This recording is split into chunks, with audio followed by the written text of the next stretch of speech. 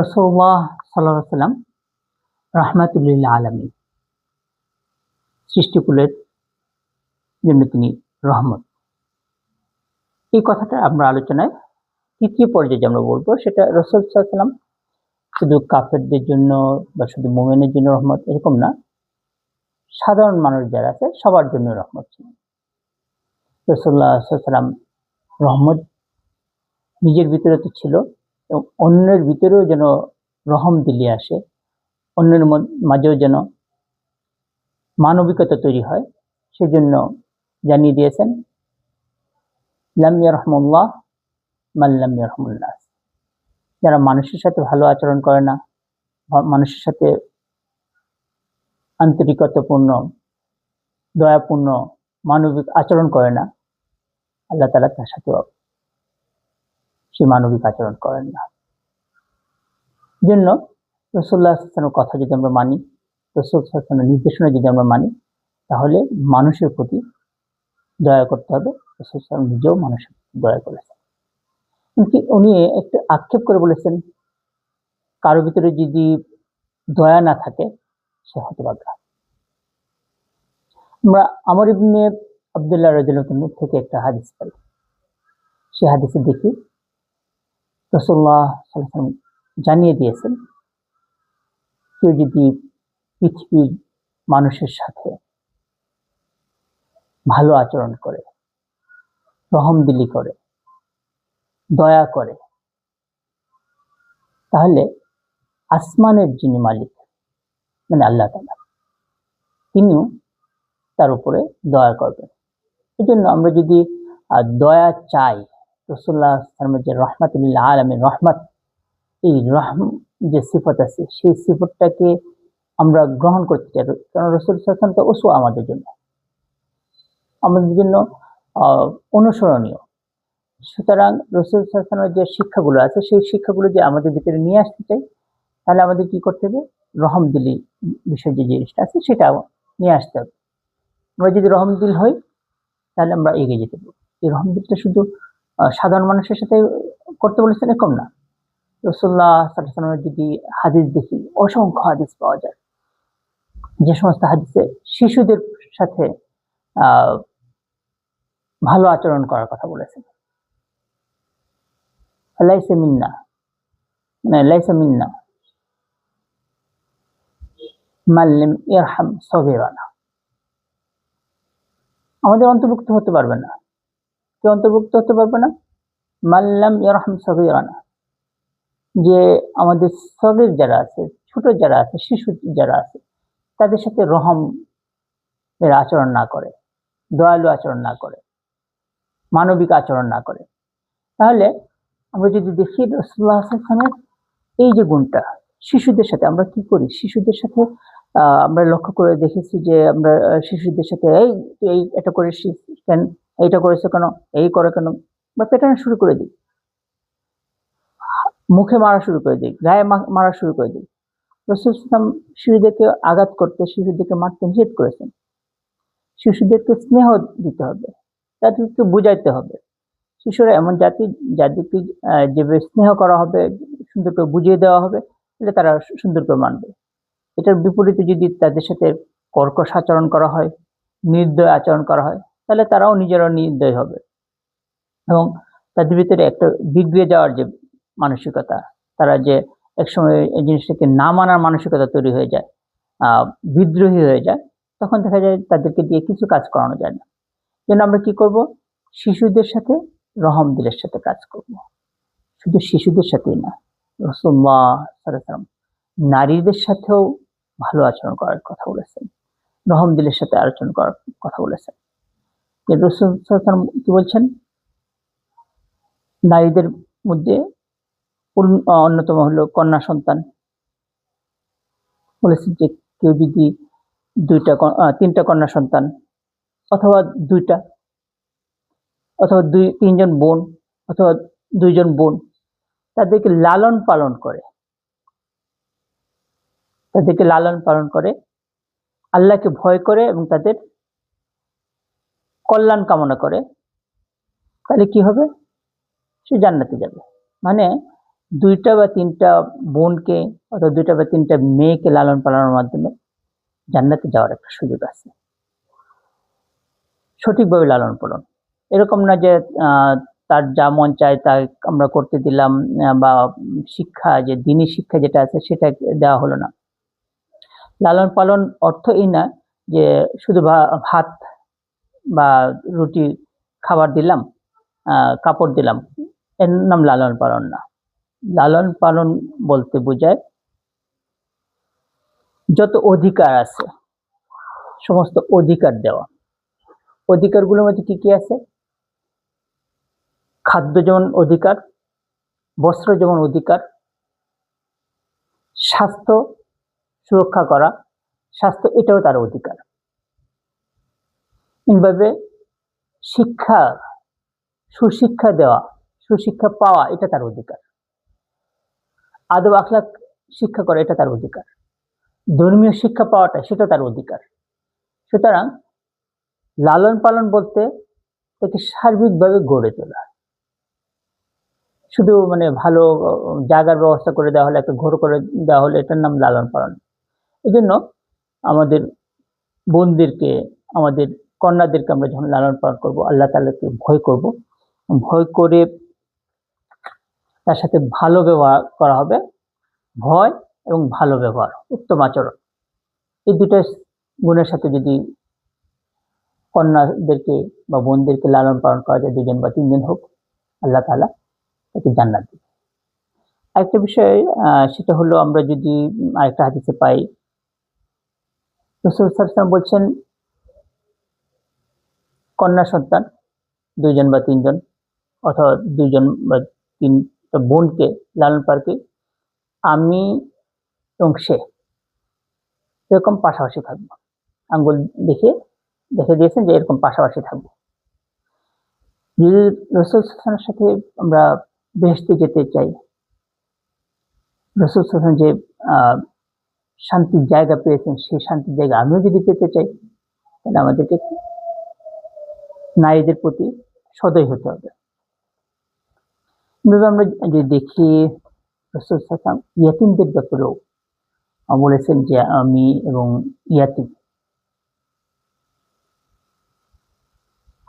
ইয়াতীমকে লালন পালনকারী, তাদের খোঁজ খবর নিয়েছে যারা, তারা পাশাপাশি থাকবো। এই হাদিসগুলো বুখারী শরীফে আছে, মুসলিম শরীফে আছে। এইভাবে নারী যারা আছে, ছোট্ট নারী তো লালন পালন আছে, বড় যারা আছে, বয়স্ক নারী যারা আছে, তাদের ব্যাপারেও রাসূল সাল্লাল্লাহু আলাইহি ওয়াসাল্লাম বলেছেন যে নারীদের সাথে ভালো ব্যবহার করো।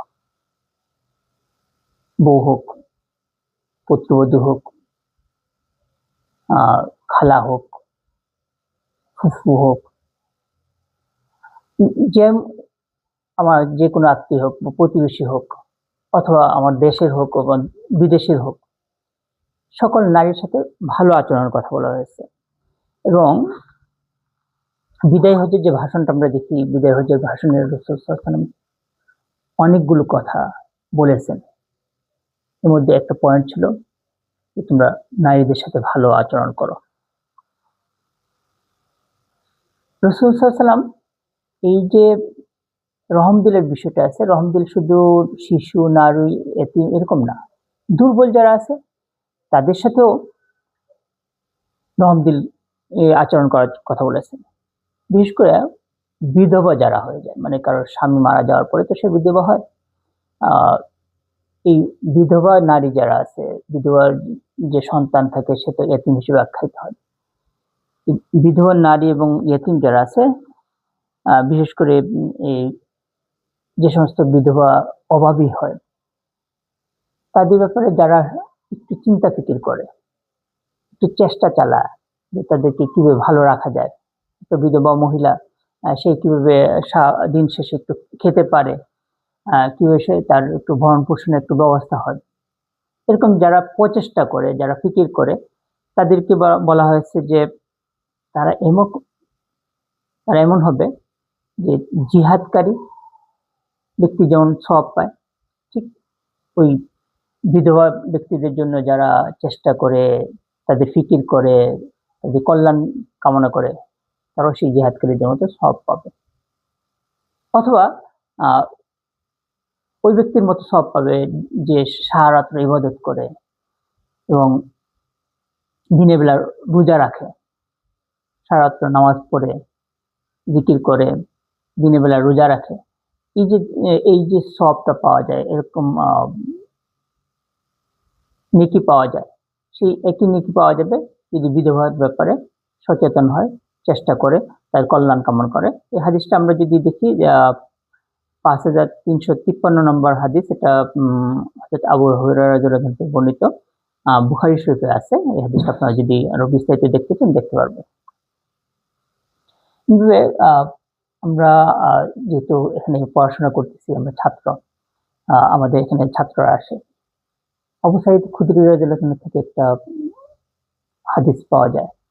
উনি বলেন যে রাসূলুল্লাহ সাল্লাল্লাহু আলাইহি ওয়াসাল্লাম বলছেন যে একসময় দেখা যাবে অনেক ছাত্র আসতেছে তোমাদের কাছে।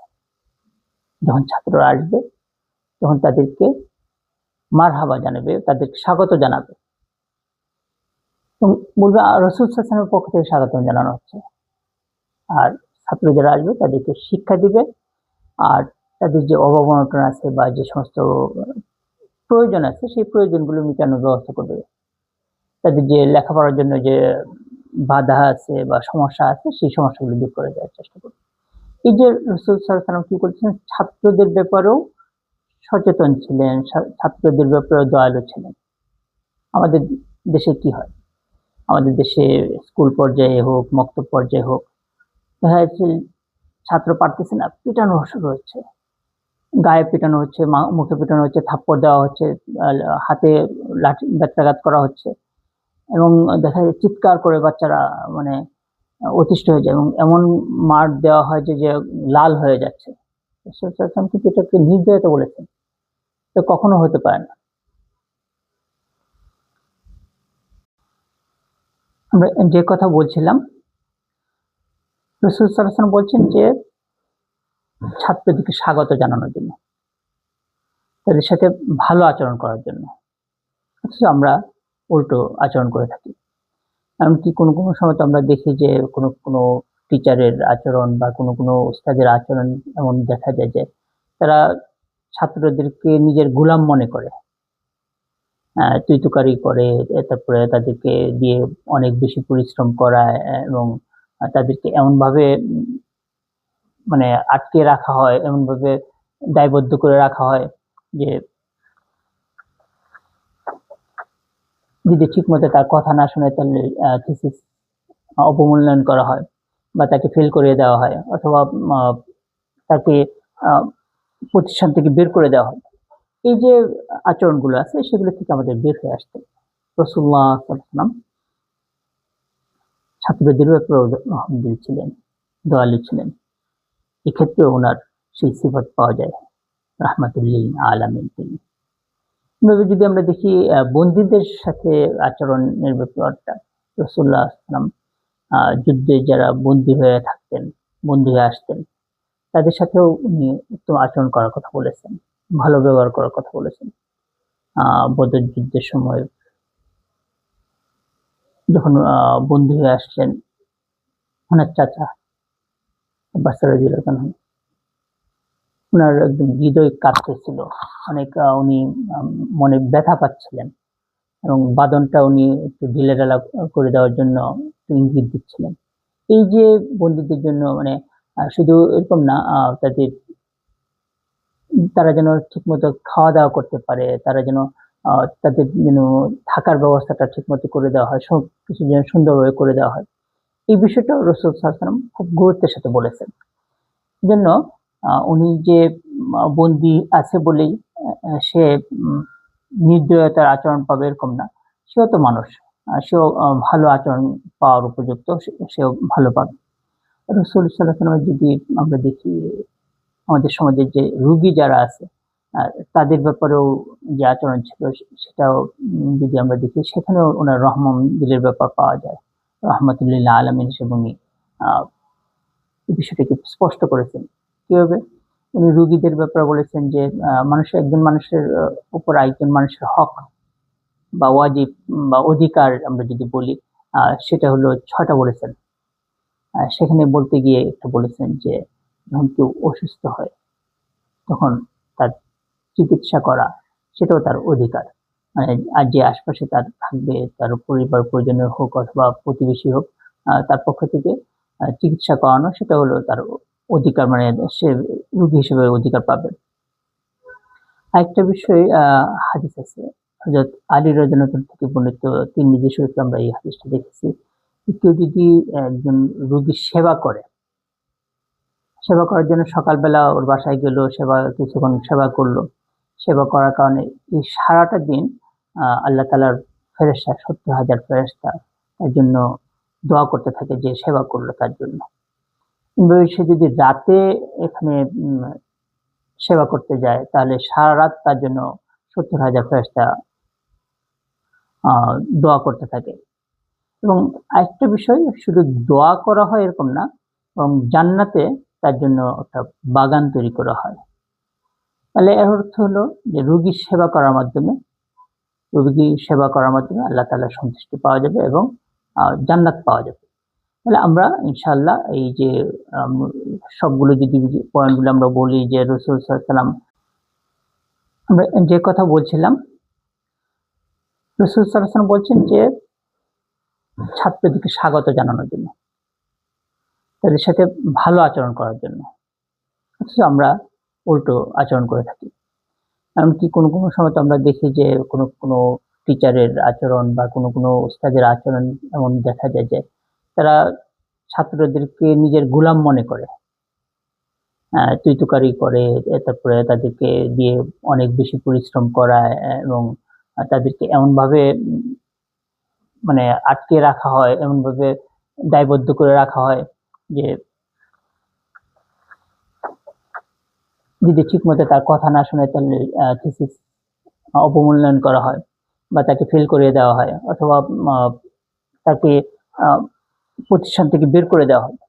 এই যে আচরণগুলো আছে সেগুলো থেকে আমাদের বের হয়ে আসতে হবে। রাসূলুল্লাহ সাল্লাল্লাহু আলাইহি ওয়াসাল্লাম